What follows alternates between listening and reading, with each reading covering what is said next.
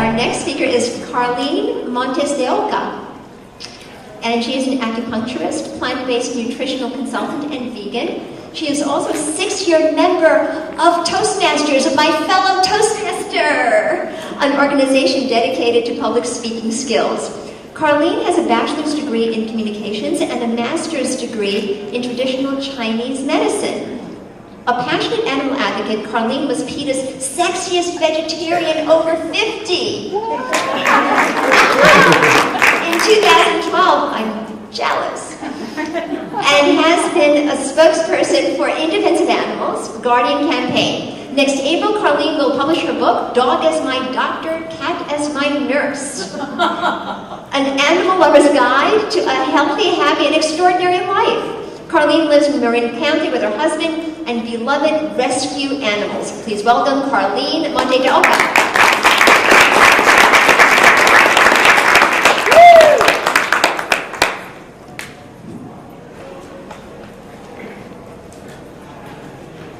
15 years ago, I stood in front of an audience similar to this.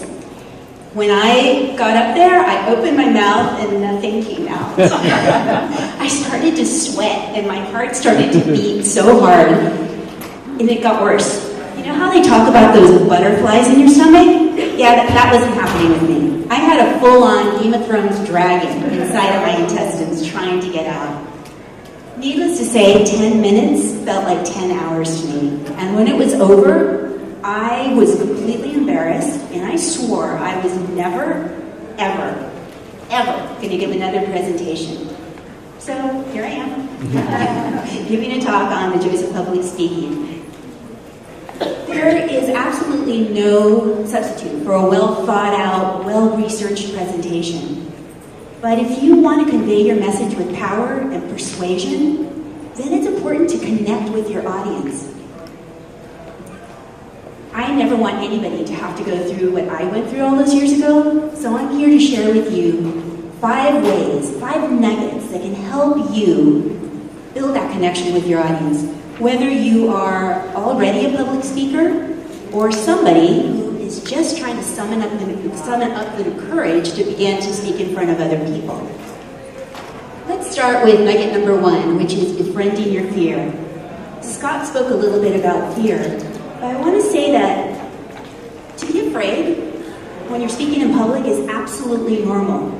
Even Abraham Lincoln got the jitters when he got up to speak. Here are some words that I associate with fear, and maybe you do too.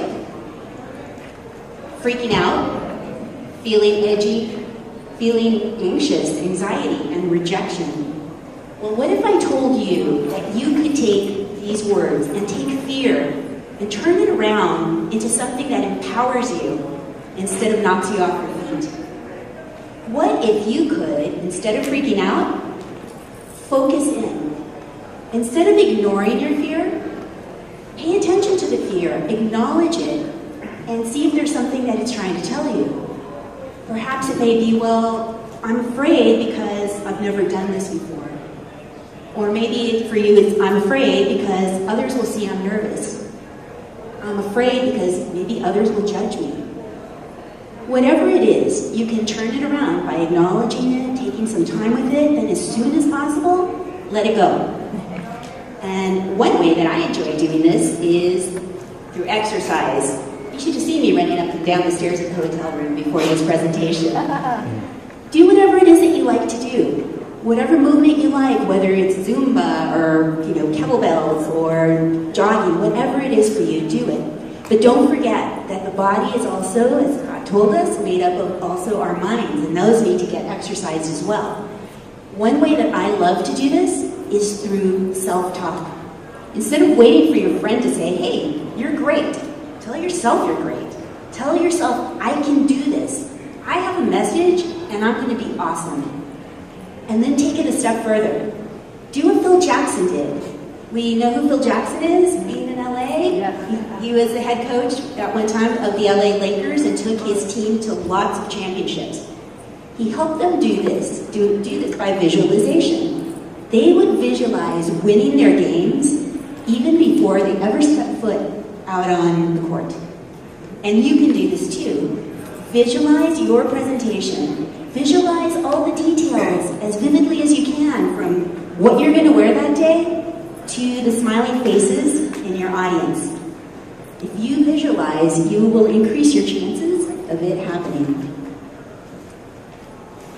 How about anxiety?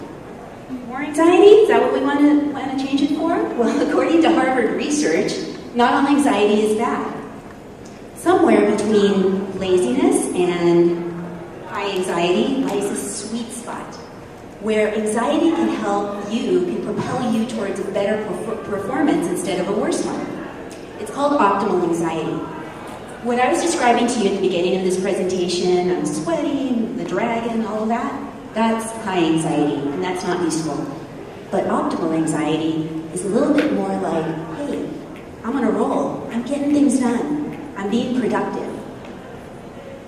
Learn to recognize the difference and cultivate optimal anxiety as much as you can. It will help you become more efficient and a little bit less stressed before a presentation. Isn't one of the worst things about public speaking the idea of rejection? Will they like me? Will they feel I have anything that's valuable to offer? Will they laugh at me? Well, what if I was to give you 3 secrets to help you turn your idea of rejection into,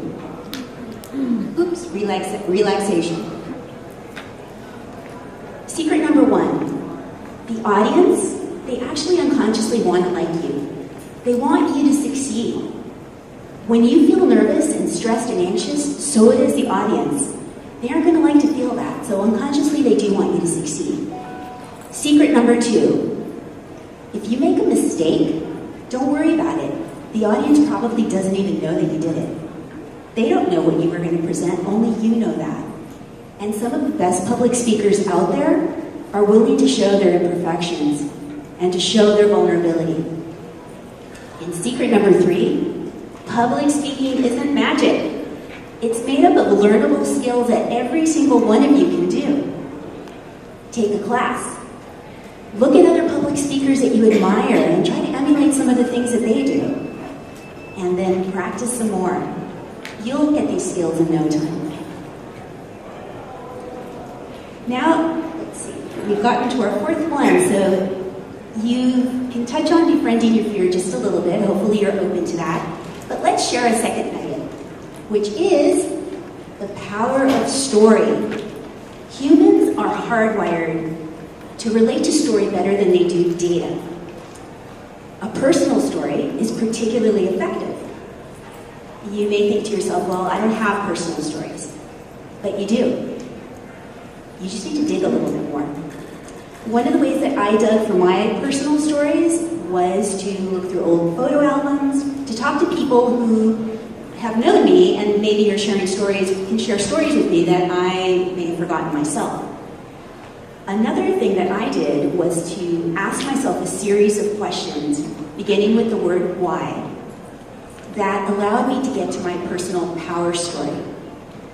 The story that all of us have that can shine light on why it's so important for every one of us to be so passionate and want to help animals the way that we do. Let me share with you how I got there in the hopes that you can also do this for yourself. I began by asking myself, well, why is it important for me to help animals? Well, it's important for me to help animals because I love them and I want them to be okay.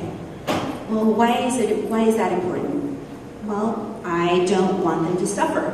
Well, why don't I want them to suffer? I don't want them to suffer because it makes me uncomfortable and it makes me feel helpless.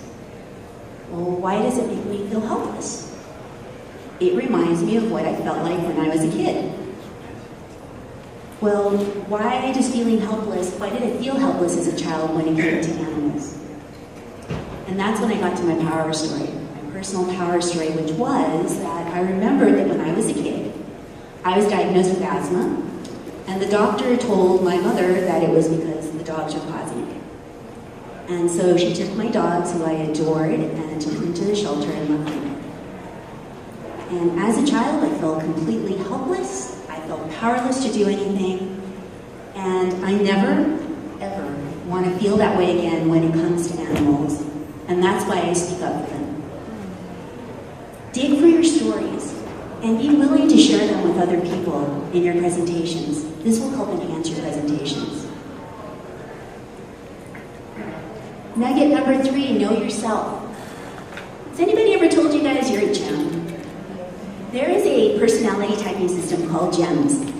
You can either be a ruby, a sapphire, an emerald, or a pearl. What does this have to do with public speaking?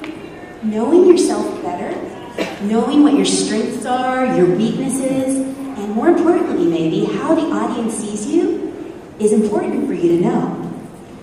In this system, a ruby is a go-getter, a dynamo. Think of Anthony Robbins, right, on stage. A sapphire is somebody who's bubbly and warm. A lot of performers are sapphires. An emerald is somebody who is into their statistics, their figures. Think Steve Jobs. And pearls are very soft-spoken, but they are into their wanting to help save the world. Think Jane Goodall.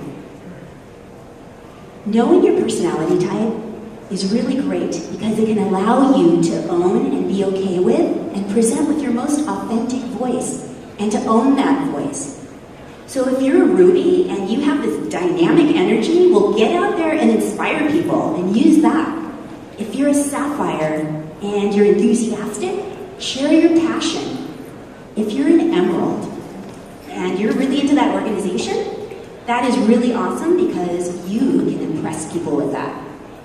And finally, if you're a pearl and you're shy and you're soft-spoken, but you have a message, as so many of us animal advocates are, then don't feel that that is a weakness. Gandhi was probably a pearl as well. Let your body speak. When you're speaking to other people, there are a lot of unconscious barriers that keep us from communicating well. Are you crossing your arms? Are you not breathing? Are you refusing to look at people because you're too shy?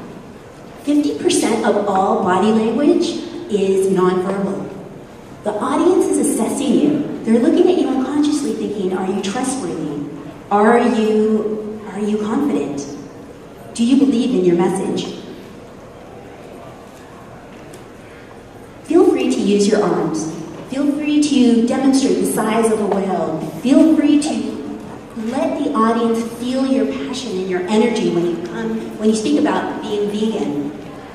The audience feels what you feel. And this is important in terms of letting your body speak to be able to connect with your audience. Attitude is your altitude. Having a good attitude is important, and although it is challenging as an animal advocate speaking in public. Scott mentioned many things that can help you feel more energetic, and that also helps you with your attitude. If you get into a situation where your attitude is being challenged, maybe by an audience member, stay cool, breathe. Be willing to listen to what that other person is saying to you, because there may be something valid in that point. And also, even listen. People like to, I always say, let them sing. Let them say what they need to, and then find common ground. As advocates and activists, it's hard. Believe me, it can be hard. But it's amazingly rewarding when you can build that connection to the audience in this way and be able to change somebody's point of view. Somebody once told me that before you get on stage, if you're feeling particularly anxious or nervous, check in with yourself and ask yourself, hey, am I trying too hard to impress these people? Oftentimes, this is what it is. And if instead you can refocus yourself and come from a place of service, not only you are serving animals, but remember, we need to provide service to the people who are having such a direct effect on animals. If you're willing to take your audience on an adventure that's fun and fantastic and full of growth, they're going to want to sign up happily. Now that I've spoken to you about these 5 nuggets, It's interesting, I think to myself, 15 years ago, I stood in front of an audience where fear completely derailed me. And I lost my voice for a very long time because of it. I didn't know you could befriend your fear, or that you could use a personal story to enhance your message. I didn't know that you could have a good attitude, or that using your body language, or even knowing your own personality type and knowing yourself better, could build a bridge of connection between yourself and your audience, because it takes your message straight to somebody's heart. I didn't know these things, but I do now, and so do you. So what are you going to do next? Are you going to take a Toastmasters class and hone your public speaking skills? Will you sign up for a Rotary or a presentation at a community center or a school and talk about veganism? Will you take your cell phone, put the video on yourself, share your message and post it all over social media? Will you give a TED Talk? Whatever it is, you have a handout right now, and there's a space that says, what's your next step? Write it down and take action. Animals do not have the luxury of time for us to make up our minds. We don't need to be perfect, we just need to connect. We may not all be unbelievable unbelievable public speakers like JFK or Martin Luther King or Gandhi. But you never know when you're going to be standing in front of an audience and someone sitting there will feel what you have to say. They will resonate with your message in such a way that they will change the life of all animals who they come in contact with.